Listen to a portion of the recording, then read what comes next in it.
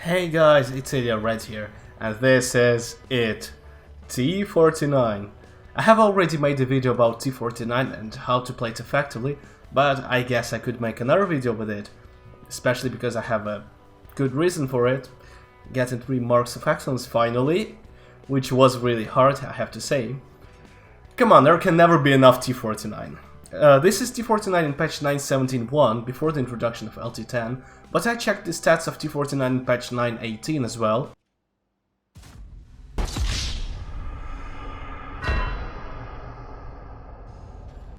So if you're watching it after the introduction of LT10, then I assure you that everything I say here is still valid for new T49. More than that, I checked the stats of tier 10 Sheridan, which comes after T49 in the American LT line, and most of what I say here is also applicable to Sheridan. Of course I will make a separate video about all lights in 9.18, but this video should still be useful. There are 2 main mistakes that people make when they play T49. The first one is very simple. My dick is big, my dick is very big, my dick is big, my dick is very big. And people think that's a good excuse to stand in the bushes near artillery and play as a tank destroyer, or to rush some Borzig and die. T49 is a light tank, a very special one, but a light tank. Please do scout. Don't give up your scouting responsibilities. If there are 4 light tanks per team, or there is no need to spot enemies at the moment, then yeah, you can afford to stay back. But if there are few light tanks, the team needs your assistance. Unfortunately, T49 is really huge and its camo isn't that great, so you really need maximized view range. Well, numbers like 480 at least, because you need to stay away from the enemy when you scout. You're not that hard to hit if you are spotted. So the first rule is, when your team needs you as a scout, please do scout. And whenever you play as a light tank, do not face other light tanks. Yes, you heard me right, do not. You might miss, you might not penetrate it with full damage, you might have alpha low roll, anything can go wrong. Don't risk. That's what I recommend on all light tanks, and despite the gun of T49, it's not an exception. The risk is too big. Play as active scout, you might want to play as passive as well. If there is no need for your scouting services, then it's time to use your gun.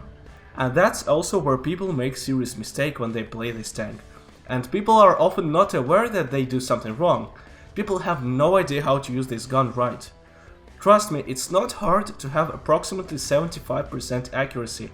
And it's not only close combat, you fire from all distances, just like with any regular gun. The biggest mistake people make is that they turn turret. Yes, turning turret is a mistake in T49. The problem is that the dispersion from turning hull or accelerating is pretty small. Your aiming circle doesn't get big from driving, whereas from turning turret the dispersion is monstrous. It means that if you aim behind the cover, then roll out without turning your turret, you will be fully aimed and you will hit the target. It's almost guaranteed. And yes, if you are fully aimed, you actually do hit the target in absolute majority of the cases. T49 is the only light tank which doesn't care at all what map it is in. Malinovka? Great. Lakeville? Why not? Himmelsdorf? Of course. Let's make enemy heavies suffer. No other light tank destroys tracks as easily. If you hit the hull of the enemy, it's almost guaranteed you will break his leg.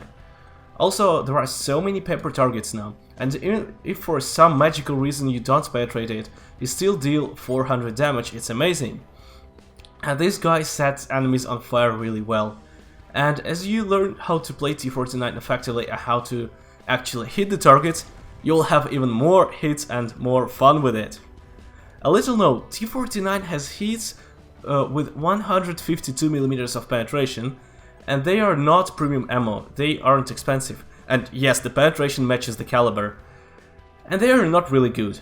Only if you know for sure you will be shooting some target that you won't penetrate with high explosive, 75 regular or 85 cold pen, but can penetrate with 152 penetration, then you can try to use it.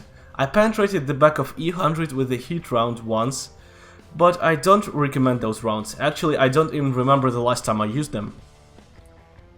Let's just have a quick glance on my equipment.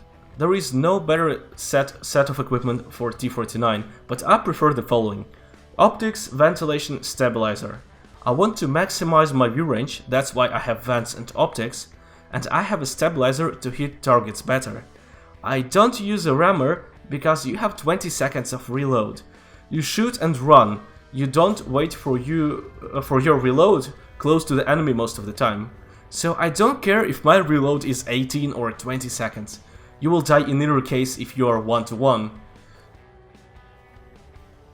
Overall, I think T49 is a great light tank that is slightly weaker on the open maps, but its gun is so great and powerful if you know how to use it, that the tank itself can be extremely strong and dangerous, both as a scout and as a damage dealer. As a damage dealer, it's not much weaker than RU-251, if you can handle this gun, of course. I absolutely love this tank, and it's not just fun to play, it's really effective.